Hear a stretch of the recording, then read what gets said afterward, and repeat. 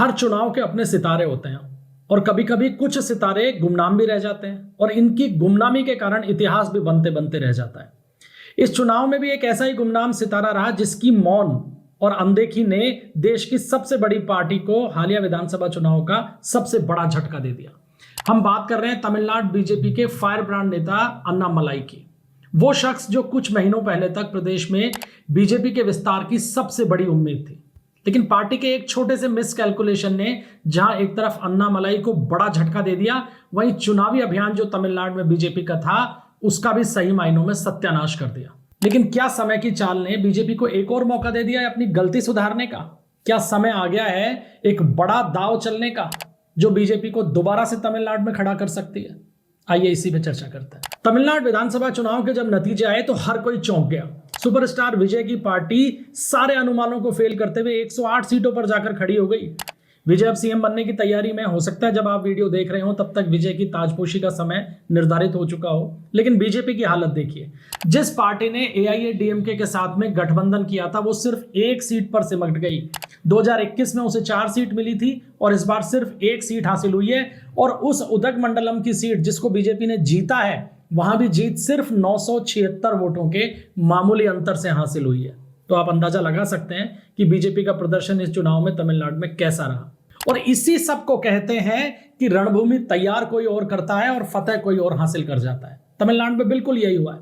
विजय की जीत को नया सूरज कहा जा रहा है, लेकिन राजनीति के गलियारों में अगर चर्चा किसी की है, अगर आम जनता में किसी के नाम की चर्चा है इन चुनाव के बाद, तो वो है के अन्नामलाई। दरअसल अन्नामलाई ने बीजेपी का प्रदेश अध्यक्ष पद संभालने के बाद में तमिलनाडु के चप्पे चप्पे को पैदल चलकर छान दिया था।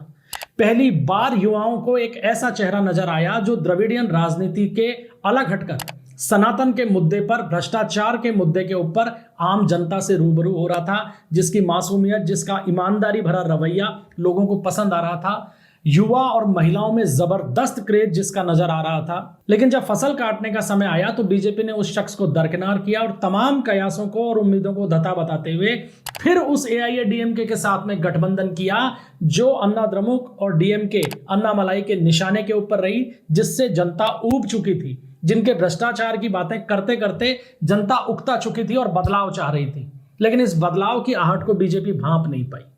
अन्नामलाई किसी भी तरीके के गठबंधन के खिलाफ थे एआईएडीएमके से, लेकिन उनकी बात अनसुनी की गई। नतीजा यह हुआ कि बीजेपी का वो कट्टर वोटर जो अन्नामलाई के आक्रामक तेवरों की वजह से पार्टी के साथ जुड़ा था, वो इस बेमेल गठबंधन से निराश हुआ।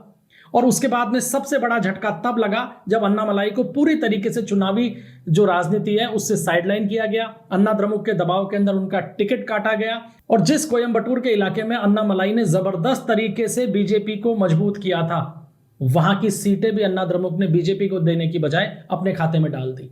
नतीजा क्या हुआ कि पूरा का पूरा वोट बैंक जो नया बीजेपी के साथ जुड़ा वो सीधा विजय की पार्टी टीवीके में शिफ्ट हो गया। लेकिन क्या अब बीजेपी को एक बड़ा मौका मिल गया है तमिलनाडु में अपने आप को खुद रिवाइव करने का? अब अगर इस मौके का सदुपयोग भी बीजेपी नहीं कर पाती है तो पार्टी के लिए फिर तमिलनाडु की राजनीति में खड़े होना कम से कम असंभव सा हो जाएगा। क्योंकि बड़ी गलती की, उस गलती को सुधारना जरूरी है। केंद्रीय नेतृत्व जो है बीजेपी का, वो गलतियां करता है, सभी करते हैं, लेकिन वो गलतियों का दोहराव नहीं करते हैं। ये अभी तक देखने में आया है। इसीलिए उम्मीद भी दिख रही है कि बीजेपी तुरंत इस मौके को अपने हाथ से पकड़ेगी। और मौका क्या है? मौका है दोस्तों सनातन। दरअसल तमिलनाडु के अंदर अब धीरे धीरे वोट बिल्कुल डिवाइड होने की स्थिति में आ गया है। अन्नामलाई ने जो बीजेपी का आधार लोकसभा चुनाव से पहले तैयार किया था, जिसके कारण पहली बार बीजेपी 2.5% के वोट शेयर से सीधे 11.5% के वोट शेयर पे पहुंची, भले ही सीट ना मिली हो, लेकिन इस ऐतिहासिक उछाल जो आया था वोटर्स का, वोट बैंक का, उसके पीछे सनातन बड़ा मुद्दा था, हिंदुत्व बड़ा मुद्दा था। अन्नामलाई ने पूरे तमिलनाडु को मत के रख दिया था हिंदुत्व के मुद्दे के ऊपर, और इस हिंदुत्व के मुद्दे पे डीएमके बिल्कुल खिलाफ थी और बीजेपी की सहयोगी अन्ना द्रमुक ने भी शब्द कुछ नहीं बोला, लेकिन कभी बीजेपी के इस हिंदुत्व के नैरेटिव का साथ भी नहीं दिया। अब डीएमके सत्ता से बाहर हो चुकी है। अन्ना द्रमुक से बीजेपी का एक तरीके से पीछा छूट चुका है, क्योंकि अब अन्ना द्रमुक खुद ही बीजेपी को छोड़कर द्रमुक के साथ सत्ता में आने की कोशिश करने लग गई थी, लिहाजा अब उसको गुड बाय करने का मौका भी आ गया है। वहीं सत्ता में आती दिख रही है टीवीके। टीवी के इसके सत्ता में आने का बड़ा रोल जो है वो मिशनरीज को भी जाता है। लिहाजा आप ये तय मान के चलिए कि टीवी के की जो सरकार बनेगी जो अगले 5 साल चलेगी, चूंकि उसमें कम्युनिस्ट भी शामिल हैं, चूंकि उसके अंदर कांग्रेस भी शामिल हो गई है, तो कम से कम हिंदुत्व के मुद्दे से ये पार्टी उसी तरीके से दूर रहेगी जिस तरीके से डीएमके दूर रहेगी। तो हिंदुत्व का मुद्दा किसके पास बसता है, सनातन का मुद्दा किसके पास बसता है? याद रखिएगा, तमिलनाडु के अंदर 86% हिंदू वोटर है। अंतर सिर्फ यह है कि वो जातियों में बटे हुए हैं।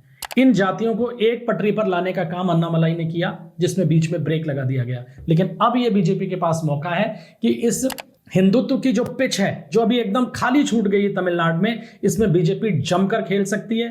लेकिन कप्तानी अन्नामलाई जैसे व्यक्ति को करनी चाहिए। अब बीजेपी के नेतृत्व को यह सोचना है कि अन्नामलाई को एक बार फिर से फ्रंट फुट के ऊपर लेके आए, ताकि जो वोट बैंक, जो कार्यकर्ता जुड़े थे बीजेपी से हिंदुत्व और अन्नामलाई के चेहरे के ऊपर, वो दोबारा से एग्रेसिव मोड में आए, दोबारा से उनको उम्मीद लगे कि पार्टी हाँ यहाँ पे चुनावी तैयारी कर रही है। 5 साल बाद की सही, केरल के अंदर बीजेपी खड़ी हो गई, सबने देखा है, तो फिर तमिलनाडु में क्यों नहीं हो सकती? तेलंगाना में हो सकती है, कर्नाटक में हो सकती है, तो तमिलनाडु में बीजेपी खड़ी क्यों नहीं हो सकती? लोकसभा चुनाव में खड़ी भी हुई, लेकिन खड़े होकर जैसे ही चलने की स्थिति में पार्टी आई, उसने बैसाखियां थाम ली अन्ना द्रमुक की, लिहाजा बैसाखियां छूटते ही नीचे आ गिरे। सुधार की आवश्यकता है और समय का तकाजा है कि एक बार फिर अन्नामलाई को आगे लाया जाए और हिंदुत्व की पिच, जिसके ऊपर तमिलनाडु की एक भी पार्टी आज की तारीख में उतरने को तैयार नहीं है, जिसमें टीवी के भी शामिल हैं, उस हिंदुत्व की पिच को एक बार दोबारा से हरा भरा करने का समय आ गया है। अब देखिए नुकसान किस तरीके से हो जाता है कि बीजेपी को इस चुनाव के अंदर जो सबसे बड़ा झटका लगा वो अपने गढ़ों में हारने का लगा। कोयम्बटूर और उसके आसपास का जो पूरा इलाका रहा है, वहां अन्नामलाई ने बहुत मेहनत की। पार्टी पहले से भी वहां मजबूत थी, लेकिन उसकी मजबूती को अन्नामलाई ने और कई गुना बढ़ाया। कई विधानसभा सीटें ऐसी थी जो बीजेपी जीतने की स्थिति में थी, लेकिन पहले तो आपने अन्नामलाई को साइड में बिठा दिया। उसके बाद में कोयम्बटूर की जितनी भी सीटों पर बीजेपी मजबूत थी, वो सीटें बीजेपी को चुनाव लड़ने के लिए दी ही नहीं गई, उन सब पे चुनाव लड़ा अन्ना द्रमुक ने। तो स्थिति क्या हुई कि जो पूरा का पूरा उस इलाके के अंदर बीजेपी का वोट बैंक था, या जो फ्लोटिंग वोट बीजेपी के साथ आ रहा था अन्नामलाई के चेहरे के ऊपर, वो सारा का सारा टीवीके के अंदर शिफ्ट हो गया और टीवीके को उन सीटों के ऊपर बड़ी जीत मिली। नुकसान किसका हुआ? नुकसान हुआ बीजेपी का। किसने किया? अन्ना द्रमुक ने, और खुद की गलतियों ने। अब अगर कुल मिलाकर अन्नामलाई के करियर को हम देखें तो अगस्त 2020 के अंदर वो बीजेपी में शामिल हुए थे, और बीजेपी में शामिल होते ही उनको प्रदेश अध्यक्ष बनाया गया। जिस गति से पार्टी का नेतृत्व उनको तमिलनाडु में सौंपा गया, उसी गति से उस व्यक्ति ने तमिलनाडु की राजनीति में काम करना शुरू किया, और सीधे तौर पर द्रमुक और अन्ना द्रमुक को उन्होंने निशाने पर लिया, उनके करप्शन को लेकर, उनके वंशवाद को लेकर, और उनकी जिस तरीके से सनातन का ये विरोध करते आए हैं, उन चीजों को लेकर जनता साथ जुड़ी, बहुत बड़ी संख्या के अंदर जुड़ी। लेकिन उनकी जो ये आक्रामकता रही अन्नामलाई की, वो इस वजह से उनके विस्तार के अंदर बाधा बन गई कि बीजेपी के राष्ट्रीय नेतृत्व ने लंबी अवधि की चुनावी दौड़ करने की बजाय एक शॉर्टकट ढूंढा कि इन चुनाव में अगर द्रमुक को हराना है तो अन्ना द्रमुक के साथ जाना पड़ेगा। लेकिन द्रमुक तो सत्ता से बाहर इसलिए हो गई क्योंकि टीवी के आ गई, और अन्ना द्रमुक ने बीजेपी को डुबो दिया। तो कुल मिलाकर जो एक नैरेटिव सेट हुआ था हिंदुत्व का तमिलनाडु में, वो एक बार फिर से पटरी से उतर गया। लोकसभा चुनाव में 11.2% वोट मिले केवल हिंदुत्व और अन्नामलाई के नाम पर। जिस तरीके, ऐसा नहीं है कि दूसरे लीडर्स ने काम नहीं किया, बहुत काम किया तमिलनाडु में, बाकी जो लीडर्स हैं उन्होंने भी, लेकिन चेहरा कौन था? केंद्र सरकार में सभी काम कर रहे हैं, लेकिन चेहरा कौन है? चेहरा मोदी जी का है। इसी तरीके से तमिलनाडु के अंदर चेहरा बने अन्नामलाई, उनके कारण बीजेपी को वोट मिला। आपको याद होगा प्रधानमंत्री नरेंद्र मोदी की वो रैली, जिसमें उन्होंने अपार भीड़ देखी पहली बार बीजेपी की रैलियों के अंदर, और उन्होंने मंच पर अन्नामलाई की पीठ थपथपाई थी। वो चेहरा याद कीजिए, वो माहौल याद कीजिए, और आज की परिस्थितियों को देखिए। अन्नामलाई लगातार कहते रहे कि अन्ना द्रमुक से दूर रहना है, हमें अकेले अपने दम पर चुनाव लड़ना है, लेकिन राष्ट्रीय नेतृत्व को लगा कि लोकसभा चुनाव में एक भी सीट यहां नहीं मिली, गठबंधन नहीं किया इसलिए। गठबंधन करते तो अच्छी सीटें मिलती, लेकिन विधानसभा में पता चल गया कि गठबंधन करके भी कुछ नहीं मिलना, क्योंकि अन्ना द्रमुक अब धीरे धीरे पार्टी अपने खात्मे की ओर बढ़ रही है। जयललिता का दौर समाप्त हो चुका है, और बाकी जो लीडर्स हैं उन लीडर्स के पास में वो कुव्वत नहीं है कि वो पार्टी को खड़ा कर सके। इसलिए अब बीजेपी को जो नया मौका मिल रहा है, एक बार उस मौके को हाथों हाथ लेना चाहिए। चुनाव के बाद आपने देखा होगा अन्नामलाई ने बड़े बड़प्पन के साथ में विजय को बधाई दी और कहा कि ये वंशवादी राजनीति की हार है। ये बड़ा बयान था दोस्तों, क्योंकि वंशवादी राजनीति के चेहरे जो हैं और भ्रष्टाचार के जो चेहरे हैं तमिलनाडु की राजनीति में, वो द्रमुक और अन्ना द्रमुक ही रहे। लेकिन जो डेटा है चुनाव का वो कुछ और ही कह रहा है। वो ये कह रहा है कि तमाम बातें सही हैं, लेकिन वोट शेयर के मामले में बीजेपी कभी भी तमिलनाडु में बढ़ नहीं पाई। 2014 में जो वोट शेयर 11% तक पहुंचा था, वो विधानसभा चुनाव में गिर के वापस 3% से नीचे आ गया। और इसका जिम्मेदार कौन है? इसका जिम्मेदार खुद बीजेपी है।